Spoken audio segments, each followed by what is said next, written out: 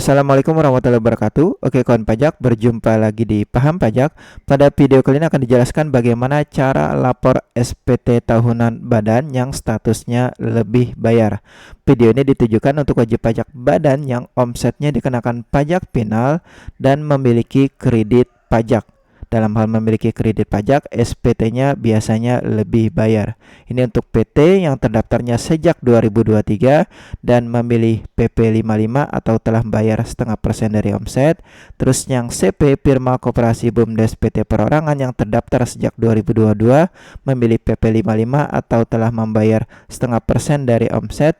Dan wajib pajak badan yang bersangkutan merupakan rekanan pemerintah atau rekanan perusahaan yang ada dipotong pajak 2223 atau ada bukti potong PPh 2223 kredit pajak. Bagaimana cara melaporkan SPT tahunan atas pajak yang sudah kena pajak final dan ada kredit pajak? Simak video ini hingga akhir. Syarat agar wajib pajak yang bersangkutan bisa lapor SPT tahunan di Kortex: pastikan wajib pajak sudah membuat laporan laba rugi dan neraca yang sudah ditandatangan dan cap dan sudah disimpan dalam bentuk PDF. Adapun untuk format laporan laba rugi dan neraca, wajib pajak bisa menggunakan formatnya bebas, format sendiri, atau bisa menggunakan format yang sudah disediakan di s.id/SPT Badan 1. Tahapan atau langkah-langkah pelaporan SPT tahunan badan yang sudah dikenakan pajak final ada kredit pajak. Ada 10 tahapan agar wajib pajak badan yang bersangkutan bisa lapor SPT tahunan di Kortex. Langkah pertama, pastikan wajib pajak login ke Kortex DJP menggunakan login PIC atau login pribadi yang sudah ditunjuk hak aksesnya. Langkah kedua, ajukan permintaan kode otorisasi masih di akun pribadinya. Langkah ketiga, ubah role akses masuk ke role akses badannya. Langkah keempat, akses menu yaitu buat konsep SPT dan buka SPT-nya. Langkah kelima, isi SPT bagian induk terlebih dahulu. Langkah keenam, upload laporan keuangan dalam bentuk PDF. Langkah ketujuh, isi SPT bagian lampiran. Lalu langkah ke-8, cek di bagian induk F17A dalam hal ada tanda minus atau SPT-nya lebih bayar, silakan lengkapi nomor rekeningnya. Langkah ke-9, submit SPT di bagian induk paling bawah, klik bayar dan lapor. Terakhir, ambil tanda terima SPT BPE-nya. Langkah pertama yang dilakukan agar wajib pajak badan bisa lapor SPT tahunan badan di aplikasi Kortex yaitu login ke Kortex menggunakan akun PIC, tidak menggunakan akun badan. Yaitu setelah wajib pajak akses di kortexdjp.pajak.go.id, tampilannya seperti ini. Di bagian ID pengguna, isikan NIK PIC atau NIK direkturnya, lalu kata sandi, captcha, dan klik login. Untuk kata sandi ini bukan password DJP Online melainkan password Kortex. Untuk bisa membuat password Kortex-nya, langkah pertama yang dilakukan yaitu klik lupa kata sandi untuk membuat password Kortex-nya. Untuk lebih lengkap bagaimana cara membuat password Kortex-nya, silakan cek video cara login Kortex pertama kali, sudah ada di s.id/SPT Badan 1. Silakan wajib pajak dalam hal wajib pajak belum membuat password Kortex-nya, silakan cek videonya. Setelah membuat password Kortex, silakan wajib pajak akses atau login ke Kortex yaitu isi ID pengguna, isi NIK PIC atau NIK direkturnya, kata sandi, captcha, dan klik login. Langkah kedua, setelah wajib pajak berhasil login di akun PIC yaitu ajukan permintaan kode otorisasi sebagai tanda tangan digital. Pastikan wajib pajak loginnya menggunakan login akun pribadi atau akun PIC. Setelah wajib pajak berhasil login, klik menu portal saya, klik permintaan kode otorisasi. Nanti tampilannya bagian kanan ini. Turun ke bawah, di bagian jenis sertifikat digital, pilih kode otorisasi DJP. Lalu passphrase dan ulangi passphrase-nya. Silakan wajib pajak buat passphrase-nya. Ketentuan pembuatan passphrase sama seperti password login, huruf besar, huruf kecil, angka, dan karakter unik. Gunakan karakter unik yang valid seperti tanda seru, @ dan tanda pagar. Untuk lebih sederhananya, password passphrase boleh disamakan dengan password login dalam hal karakter uniknya valid. Dalam hal karakter uniknya tidak valid, silakan diganti dengan karakter unik yang valid seperti tanda seru, @ atau tanda pagar. Dalam hal passphrase dan ulangi passphrase sudah berhasil dibuat dan tidak error, lanjut centang pernyataan dan klik simpan. Dan setelah berhasil simpan ada keterangan sukses, lanjut di langkah berikutnya. Langkah ketiga, ubah role akses dari role akses pribadi masuk ke role akses badan. Caranya di bagian kanan atas, di sini wajib pajak akan melihat nama wajib pajak pribadinya. Silakan diklik wajib pajak pribadi. Lalu setelah diklik role akses pribadi, di sini akan muncul nama wajib pajak badannya. Klik nama wajib pajak badannya untuk masuk ke role akses badan. Tandanya sudah masuk ke role akses badan. Di bagian atas ada tulisan impersonating nama wajib pajak badannya. Dalam hal tidak ada role akses badan, setelah diklik role akses pribadi tidak ada nama wajib pajak badan, atau ada nama wajib pajak badan namun setelah diklik nama wajib pajak badan itu tidak masuk ke role akses badan, maka cara yang harus dilakukan atau solusi yang harus dilakukan, lakukan sinkron data PIC atau update data PIC agar wajib pajak bisa masuk ke role akses badannya. Silakan cek videonya di s.id/spt badan 1. Berikutnya, setelah wajib pajak berhasil masuk ke role akses badan dan ada tulisan impersonating nama wajib pajak badan, lanjut langkah berikutnya, langkah keempat, akses menu SPT, yaitu dengan cara membuat konsep SPT, yaitu di bagian surat pemberitahuan SPT, lalu klik SPT surat pemberitahuan. Setelah diklik SPT, klik 11, klik buat konsep SPT. Lalu tampilannya seperti ini, pilih jenis pajaknya, pilih PPh badan. 13, klik lanjut. Lalu 14, pilih SPT tahunan. Dalam hal wajib pajak terdaftarnya di pertengahan tahun, tetap pilihnya SPT tahunan. Lalu akan muncul periode dan tahun pajaknya, pilih periode Januari Desember 2025. Dalam hal periodenya belum muncul, pastikan wajib pajak sudah memilih SPT tahunan dan sudah melakukan refresh dan cek jaringannya. Sudah dalam hal wajib pajak ada Januari Desember 2025, pilih Januari Desember 2025. Lalu 16, klik lanjut. Lalu 17, pilih model SPT-nya normal. 18, klik buat konsep SPT. Lalu akan muncul daftar konsep SPT-nya pada bagian di bawah ini. Di bagian paling kiri, klik tanda pena untuk membuka SPT-nya. Setelah wajib pajak berhasil membuka SPT-nya, tampilannya seperti ini. Langkah kelima, isi SPT bagian induk. Di bagian langkah kelima ini ada beberapa hal yang dijawab, yaitu di bagian header posting SPT, B1 pilih sektor usaha, di bagian C dijawab ya, bagian D11 pilih tarif pajak angka 3, bagian E13 dijawab ya, pertanyaan lainnya dijawab tidak. Setelah wajib pajak mengisi seluruh pertanyaan di bagian induk, nanti lampirannya berubah dari 2 lampiran jadi 8 lampiran. Adapun lampiran yang diisi cukup lampiran L1, L4, L5, dan L11. Oke, langkah pertama di isian SPT bagian induk, pastikan di bagian paling atas wajib pajak melakukan posting SPT terlebih dahulu. Tujuannya untuk menarik data, baik data pembayaran maupun data bukti potong. Pastikan statusnya sampai completed. Dalam hal sudah dilakukan posting SPT, lanjut. Berikutnya untuk yang pembukuan ini tidak perlu diubah, tetap accrual, kecuali jika wajib pajak badan yang bersangkutan sebelumnya sudah pernah mengajukan pemberitahuan pembukuan kas. Dalam hal wajib pajak tidak ada menyampaikan pemberitahuan pembukuan kas, maka untuk metode pembukuannya tetap accrual, tidak perlu diubah. Lanjut scroll ke bawah, di bagian A tidak ada yang diubah. Di bagian B1 pilih sektor usahanya, sesuaikan dengan kegiatan usaha. Dalam hal kegiatan usahanya jual beli barang, pilih dagang.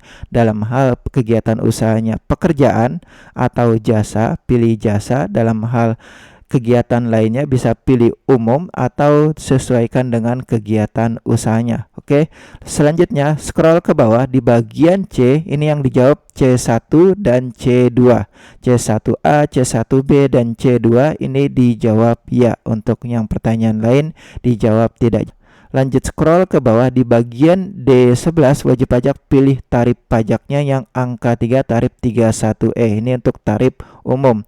Untuk yang angka 1 ini untuk yang omsetnya di atas 50M. Untuk yang angka 2 ini untuk wajib pajak badan tertentu. 4 juga khusus wajib pajak tertentu saja. Jadi untuk wajib pajak yang umum yang omsetnya di bawah 50M, 0 sampai dengan 50M, maka pilih tarif pajaknya yang angka 3. Walaupun sudah dikenakan pajak final, maka untuk yang D11 tetap yang pilih angka 3 tarif 31E. Lanjut scroll ke bawah di bagian E13 ini dijawab ya. Seharusnya jika wajib pajak memiliki kredit pajak, ini otomatis ada angka yang muncul. Dalam hal tidak ada angka yang muncul, maka wajib pajak bisa dikatakan tidak memiliki kredit pajak. Dalam hal E13 dijawab ya angkanya 0, maka sebaiknya dijawab tidak. Itu dengan kata lain wajib pajak tidak memiliki kredit pajak. Namun dalam hal wajib pajak memiliki kredit pajak, coba cek di bagian E13 dijawab ya. Dalam hal ada kredit pajaknya, seharusnya otomatis data bukti potong itu otomatis terisi, ada nilai yang tercantum di bagian E13. Lalu untuk pertanyaan lain dijawab tidak. Scroll ke bawah. Untuk di bagian G dan H seluruhnya dijawab tidak karena pajaknya dikenakan pajak final, maka untuk biaya penyusutan, biaya promosi ini tidak pengaruh sama sekali. Lanjut scroll ke bawah. Setelah wajib pajak menjawab seluruh pertanyaan di bagian induk, lanjut di bagian I lampiran lainnya. Di bagian IA1 ini wajib pajak wajib mengupload laporan keuangan, yaitu berbentuk laporan laba rugi dan neraca. Adapun untuk laporan laba rugi dan neracanya, wajib pajak bisa menggunakan format sendiri atau bisa menggunakan format yang sudah disediakan di bagian komentar. Silakan cek di bagian komentar. Di situ ada link untuk mendownload format laporan laba rugi dan neraca. Silakan diisikan sesuaikan dengan kondisi atau omset dan biaya di Januari Desember 2025 dan kondisi harta dan pasifanya di tahun 2025. Silakan diisikan dan ditandatangan dan dicap dan diupload dalam bentuk PDF. Nah, gimana cara menguploadnya? Di bagian IA1 klik pilih terlebih dahulu, 25 klik pilih, 26 silakan wajib pajak upload PDF laporan keuangannya sudah dijadikan satu, silakan diklik upload PDF laporan keuangannya, lalu klik open. Setelah diklik open, pastikan klik unggah terlebih dahulu. Setelah diklik unggah, nanti wajib pajak ada keterangan sukses, baru lanjut ke langkah berikutnya. Setelah wajib pajak berhasil menjawab seluruh pertanyaan di bagian induk dan upload laporan keuangan, lanjut langkah ketujuh, isi SPT bagian lampiran. Lampiran yang diisi di sini ada 6 lampiran. Lampirannya cuma 3 yang diisi, yaitu L1, L4 dan L11B. Untuk L1 ini isikan sesuaikan dengan laporan laba rugi dan neraca. Untuk yang di belakang strip ini C untuk yang dagang, untuk yang lain nanti akan menyesuaikan. Silakan wajib pajak pilih yang L1 untuk mengisi laporan laba rugi dan neraca. Oke, di L1 di bagian A ini kita isikan data omsetnya terlebih dahulu. Data omsetnya dikenakan final itu yang di bagian A. Silakan klik yang tanda pena yang kode akun penjualan domestik, silakan klik yang tanda pena. Setelah itu isikan data omsetnya. Di bagian nilai komersil silakan isikan omsetnya sesuai yang tercantum di laporan laba rugi, lalu isikan bagian yang dikenakan final. Jadi ini untuk melaporkan pajak yang sudah dikenakan pajak final, maka isikan di bagian komersil omsetnya, lalu isikan juga omset tersebut semuanya dikenakan pajak final, isikan jumlah yang sama di bagian dikenakan final. Lalu untuk yang bagian lain yang tidak blank, ini harus tetap diisikan 0. Setelah wajib pajak mengisi datanya, lalu 32 klik simpan. Lalu lanjut di bagian berikutnya, ini wajib pajak isikan data beban pembelian. Di bagian data HPP pembelian, silakan klik tanda pena untuk melaporkan data pembelian barang. Ini kita contohkan data pembelian barang. Jika di laporan laba rugi ada data pembelian, silakan klik tanda pena terlebih dahulu di bagian akun pembelian, lalu isikan datanya di bagian komersil dan di bagian penyesuaian fiskal positif. Jadi kalau untuk yang omset itu isikan di bagian nilai komersil dan dikenakan final.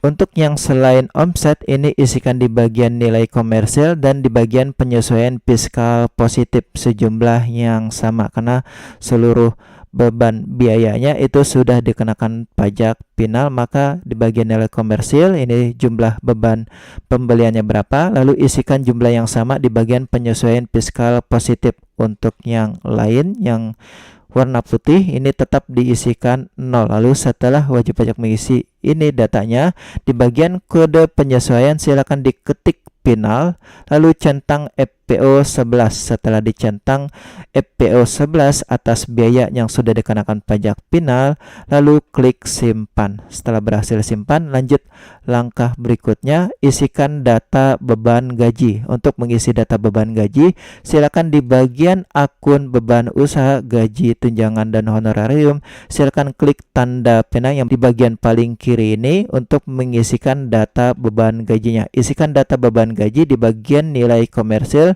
dan di bagian penyesuaian fiskal positif, isikan sejumlah yang sama. Lalu untuk di bagian lain ini tetap diisi 0. Untuk kode penyesuaian silakan diketik final, lalu pilih yang FPO 11, biaya yang sudah dikenakan pajak PPh final. Setelah wajib pajak mengisi datanya di bagian beban gaji ini, lalu klik simpan. Lanjut berikutnya, isikan data beban umum. Dalam hal wajib pajak ada beban umum atau beban lainnya seperti listrik, air, atau beban umum lainnya, silakan dicantumkan di akun beban umum dan administrasi, lalu klik tanda pena untuk mengisi data beban umumnya.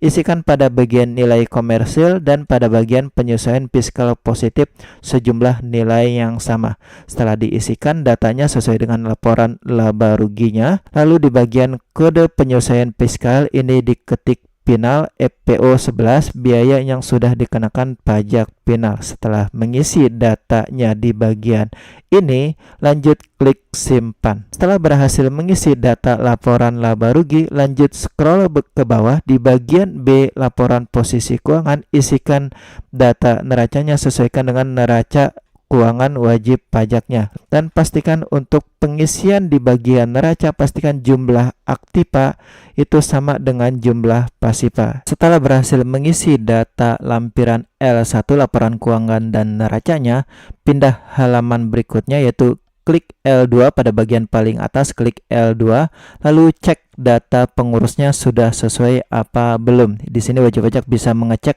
data nama pengurusnya. Dalam hal data nama pengurusnya tidak sesuai, silakan ubah data pengurusnya di bagian portal saya, profil saya. Ini di bagian paling atas kiri, klik portal saya, lalu klik profil saya, lalu di bagian kanan atas klik edit. Lalu di bagian pihak terkait yang bagian tengah ini diklik pihak terkait, silakan diubah atau ditambahkan data pihak terkait untuk mengubah data pengurusnya. Pastikan jabatan pengurusnya direktur, wakil direktur sesuai. Setelah wajib pajak berhasil mengisi atau mengecek data pengurus di L2, lanjut lampiran berikutnya, klik L4 untuk mengisi data omset final PP55 dan data omset final lainnya.